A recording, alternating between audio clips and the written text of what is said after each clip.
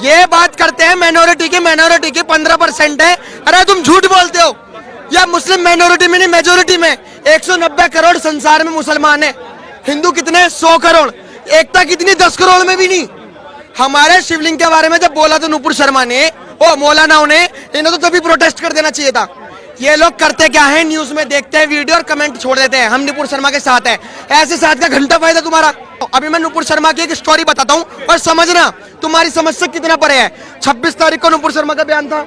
मौलानाओं ने पहले से अंतरराष्ट्रीय देश पे बात कर रखी थी कि हम ऐसे ऐसे शिवलिंग के बारे में बोलेंगे तो पलट के हमारे पे जवाब मोहम्मद का ऐसा आएगा। ठीक है, नुपुर शर्मा ने जवाब दिया। अगले दिन जुम्मा भी था। अगले दिन उन्होंने पत्थरबाजी क्यों नहीं करी? ना तो इन पे व्हाट्सएप ग्रुप था, ना इन पे पत्थर थे, ना इन पे पेट्रोल था, ना इन पे खाली दारू की बोतलें थी, ना इन पे युवा का जोश था। इसलिए इन्होंने 7 दिन की प्लानिंग करी। पता, हम क्रिमिनल लॉ जब पढ़ते हैं ना तो हमें पढ़ाया जाता है कि जहाँ प्रोवोकेशन होती है वहाँ प्लानिंग नहीं होती, और जहाँ प्लानिंग होती है वहाँ प्रोवोकेशन नहीं होती। आप बताइए, रामनवमी में जब पत्थरबाजी हुई, इन्होंने कहा जज साहब से कि जज साहब एक भीड़ आई हमारे इधर और हमें गुस्सा आया और हमने पत्थरबाजी करी। तुम्हारे को जब गुस्सा आया तो 2-3 मिनट बाद तुम्हारे पे पत्थर कैसे निकल गए? अरे पत्थरबाज है। मैं बता रहा हूँ सारे मुस्लिम नहीं है, लेकिन एक ही कौम के 99.9999999% आतंकवादी निकलते हैं। भीड़ इकट्ठा हो जाती है, उससे युवा भटक जाता है। जुम्मा पे क्यों होता है? आज भी तो जुम्मा था, आज भी तो जुम्मा था। ये भड़काते हैं मौलाना। सबसे बड़ी बात, केस ठोक दूं इन मौलानाओं पे। ये मौलाना भड़काते हैं, ये युवाओं को भड़काते हैं। इन्हें पता है मुस्लिम की आधे से ज्यादा कौम अनपढ़ है, जो बोलोगे वो कर देगी, इसलिए भड़काते हैं मौलाना। कहते हैं मुस्लिम डरा हुआ है, डरा हुआ मुस्लिम दिखाई दे रहा है। ये डरा हुआ है, ये डरा हुआ है। आज कतर की गोद में जाके बैठ गया। एमएफ हुसैन को जानते हो भाई साहब आप?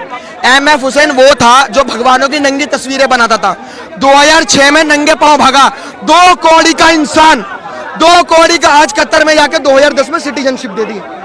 मैं तो मोदी जी से भी गुस्सा हूं। कतर ने जब बुलाया था तो मोदी जी को एक सवाल करना चाहिए था कि तुमने एमएफ हुसैन को नागरिकता क्यों दी? क्यों दी? ये अपने आप को बेचारा बताते हैं। पत्थर हम पे मारते हो, पेट्रोल हम पे मारते हो, दारू की खाली बोतलें हम पे मारते हो, अपने आप को बेचारा बताते। अरे शर्म करो, तुम्हें तो डूब मर जाना चाहिए। तुमने नमाज को ऐसा कर दिया। मोदी जी ने कहा था एक हाथ में लैपटॉप और एक हाथ में कुरान होगी, लेकिन आज तुमने एक हाथ में पत्थर और एक हाथ में संविधान रख रखा है। जहां जा रहे हो अंतरराष्ट्रीय स्तर पर संविधान की धज्जियां उड़ा रहे हो, और जहां जा रहे हो वहां पत्थरबाजी कर रहे हो।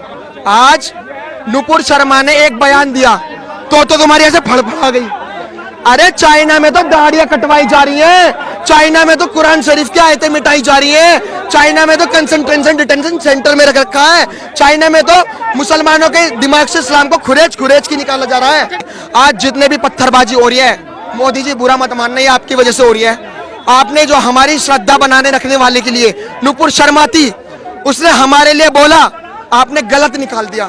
जब एक प्लेन हाईजैक होता है तो मेजर या मेयर कोशिश करता है कि उनकी बात ना मानी जाए, वरना आतंकवादी सोचते सरकार दबी हुई है। आपने बहुत गलत करा, आपको नहीं करना चाहिए। आज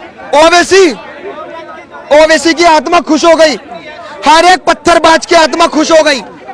इतना गुस्सा, एक मोहम्मद, एक इंसानी तो था वो, 561 में जन्म ही तो हुआ था उसका। अरे हमारा तो 5 लाख साल पहले का धर्म है, सनातन धर्म। अच्छा, आखिरी सवाल ये है कि आपने देखा था यूपी में बुलडोजर चल जाता था, अब की बार बुलडोजर में देरी क्यों हो रही है?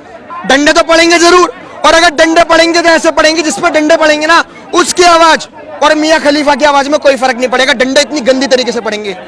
ये योगी है, तुम्हारा बाप है। डंडे तो पड़ेंगे जरूर, और अगर डंडे पड़ेंगे तो ऐसे पड़ेंगे जिसपे डंडे पड़ेंगे ना उसकी आवाज और मियां खलीफा की आवाज में कोई फर्क नहीं पड़ेगा। डंडे इतनी गंदी तरीके से पड़ेंगे।